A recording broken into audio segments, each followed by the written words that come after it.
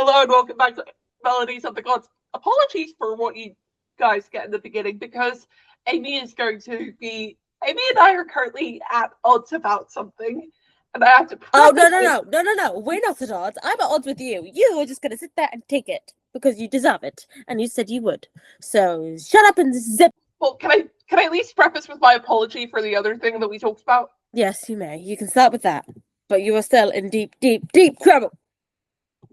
Okay, so I have to apologize for the order of which the episodes are coming out over the next few weeks because I am a giant twat. You forgot 4 episodes, guys.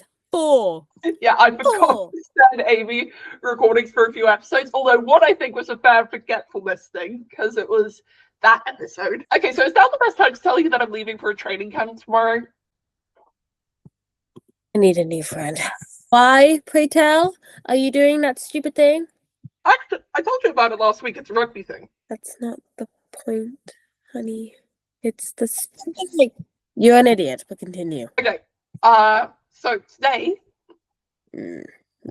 Amy is going to be ranting for about half an hour. A good long while. And then we're going to do Children of Lear from the infamous Lost episode. I don't understand what any of that means. Hello. You look fun. The Lost episode is the one that we lost the audio on. Oh. Funny. Well, you're actually claiming the blame for that because it was your laptop that was recording. I'm sorry, but if anyone's taking blame today, I'm sorry. That's you. Sorry, everything I say in this episode is said with love. Kate knows this, but with all the bullshit that she goes in on me, I'm allowed to go in on her because she was dumb. One, two. We're not going to get into what caused. Would you like to tell everyone why I'm so mad at you? Or another activity. No. I think it should be you telling people, because then I will yell at you. Go ahead. Okay, so I decided to join another committee for something. On top of all the other bullshit paperwork and clubs and everything else she's doing, and on top of all of her lovely friends, I'm sure are lovely, but all their bullshit problems. But yeah, this is from an outsider point of view, from someone who lives in another country, and as her friend, I think what she's doing is completely stupid, and you guys can probably vote or comment down below on how much stupidity this woman has, because how many things are you doing at once? You're doing your rugby, you're doing your coaching, you're doing your hip hop, and then you're doing your rugby things, which is like takes up most of your life, and then you're doing all your betting, and then you're dealing with your friends. And then you're doing this and another podcast, and then you're going out and doing all kinds of things. So that's about what, 9 things on the go, and you got school. That's a big one. So you've got 10 huge things, and it's mocks or GCSEs or whatever, A levels. You're on A levels. And you decided, hey, I know, let's make this a nice odd 11 just to piss everyone off. No, not to piss everyone off, just to piss Amy off, because she's the only one who seems to give a crap that you are burning yourself.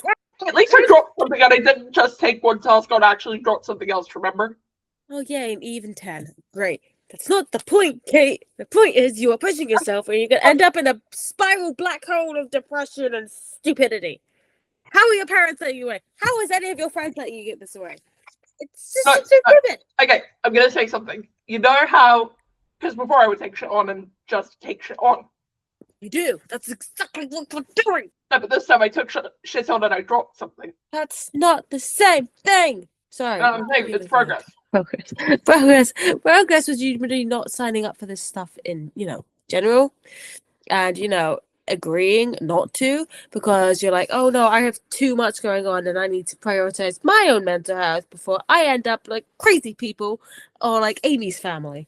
That's what you should be going through your head. No, that's staying in. They're allowed to know. My family's crazy. That's only the one half of it. The other half is just somewhat unstable. The other half is crazy. You are very lucky that I'm not there, because I would be. No, I need a drink. I shouldn't have said that. Why? Just why? Oh, if in the perfect world, if you were immortal, I would kill you about 5 ways to Sunday. But unfortunately, it's illegal and frowned upon, so I can't kill you. But if I could kill you, I'd be ripping off your arm and slapping your hand with your bracelet. slapping you with your own hand, just so you can see how stupid you're being. Okay, rant over. Idiot. Secondly, I don't think that's the end of the rant because there's no way. It's probably gonna be, filtered throughout. Let's just say. But for the moment, be grateful it's over at all, and get on with the myth. I'll keep muttering to myself. All right, let's get into. How is that stupid though? I love you dearly, but how? You're fired up. I've had a rather interesting day, and your stupidity is next level as usual. So it's good to focus on you, other than the bullshit I've just lived through. Yeah, I would be a bit pissed off. Nice. Speaking of stuff coming out in the next couple of days, happy Try to Survive Day! Yay! And happy Bridgerton Part 2. Have you watched it? It is. I'm watching season 2. How are you so far behind? Girl, you asked the same question with fucking Percy Jackson. Oh, we need to work in your binge watch skills on them over. I'm spending 14 hours on a layover.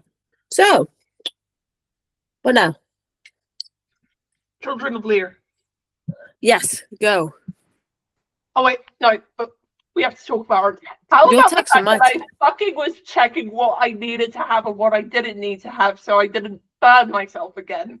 I give up with you. I really, really do. No, but it was the fact that I fucking texted you, should I be holding a cup of tea or shouldn't I, so I don't do a Higgins and Ted Lasso season 3. Like, you know what I'm talking about, right? I do, yes. Alright, I'll think about that later.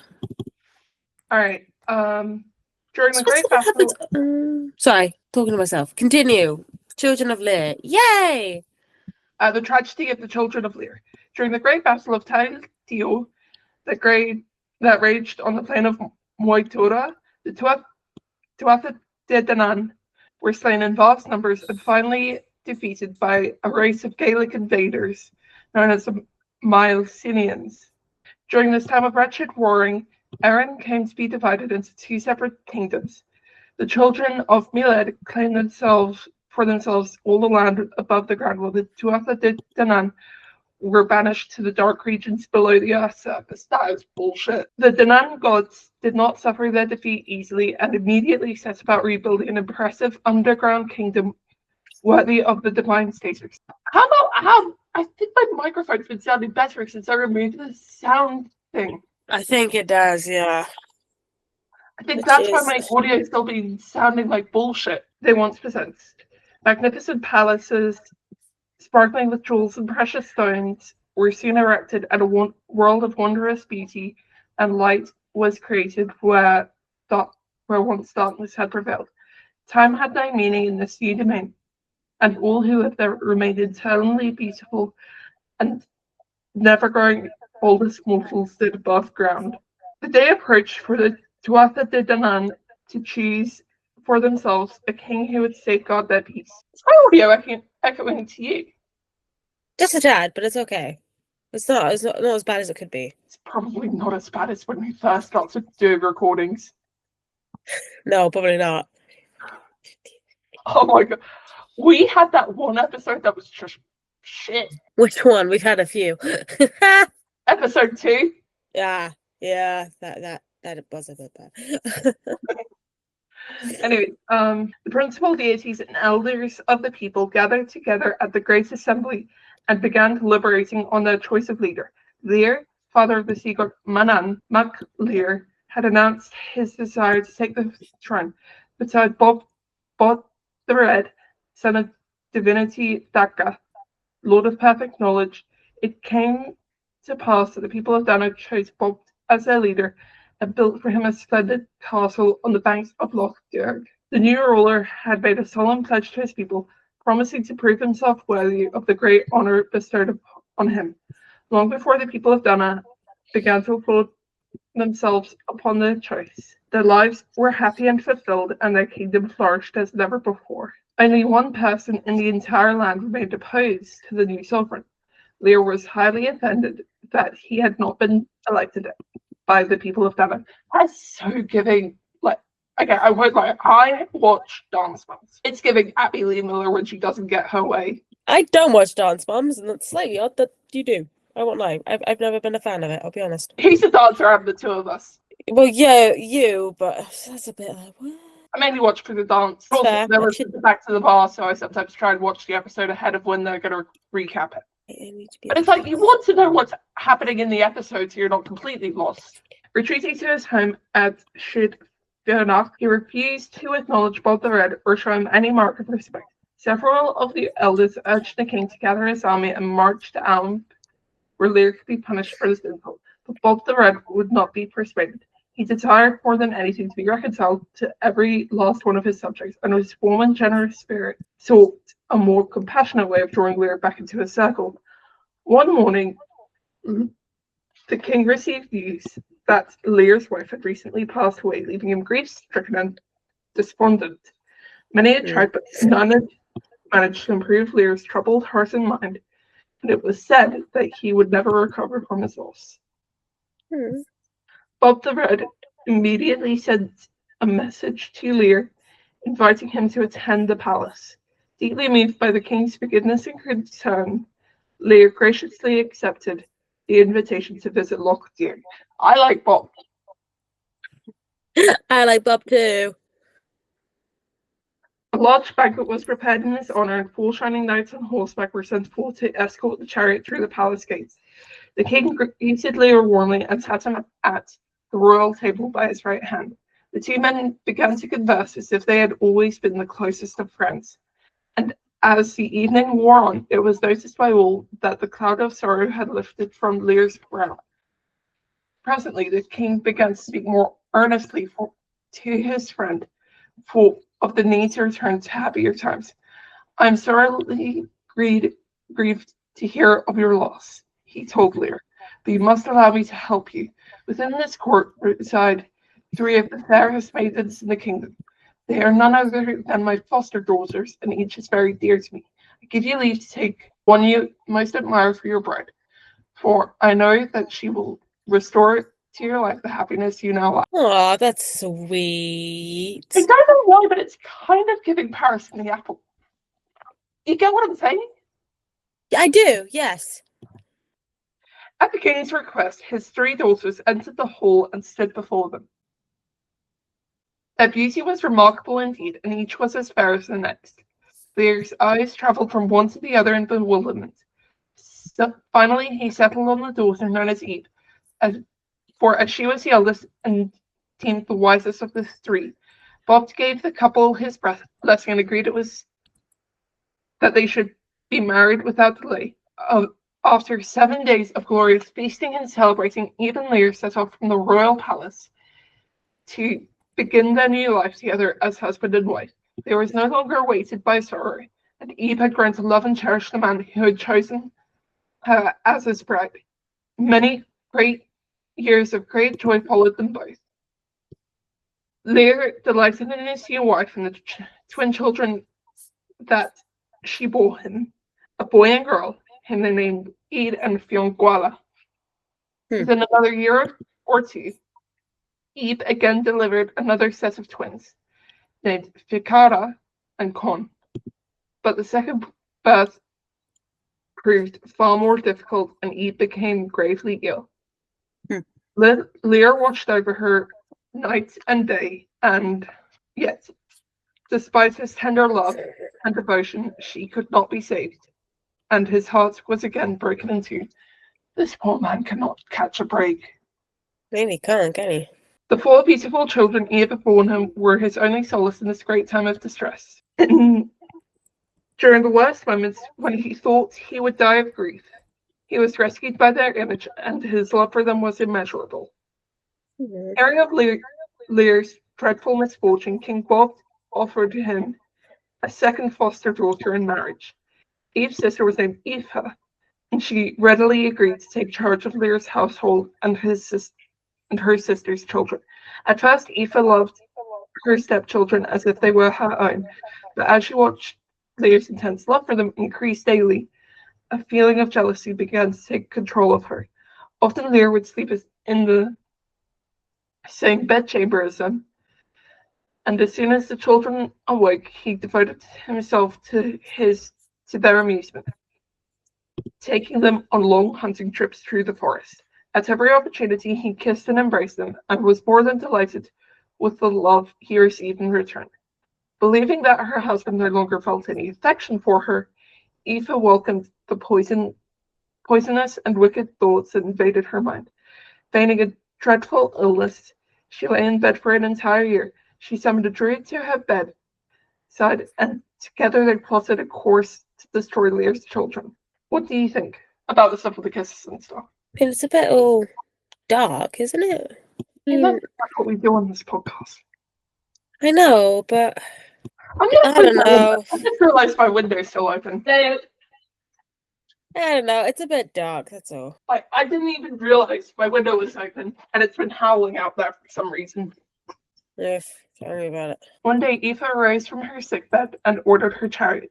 Seeking out her husband in the palace gardens, she told him that she would like to take the children to visit her father, King Bob. Lear was happy to see that his wife had recovered her health and was quick to encourage the outing. He gathered his children around them to kiss them goodbye, but Fionnuala refused her father's kiss and drew away from her. Her eyes brimming with tears. "Do not be troubled, child," he spoke softly to her. "Your visit will bring the king great pleasure, and he will prepare the most fleet-footed horses for your speedy return." Although her heart was in turmoil, Fionnuala mounted the chariot with her 3 brothers. She could not understand her sadness and could not explain why it deepened with every turning of the chariot wheels as they moved forward, away from her father and her beloved home, Syd-Fionn. When they had travelled some distance from Lear's palace, Aoife called the horses to a halt. Waking the children from their happy slumber, she ordered them out of the chariot and shouted harshly to her manservant, "Kill these monstrous creatures before you, for they have stolen the love Lear once had for me. Do so quickly, and I shall reward your desire."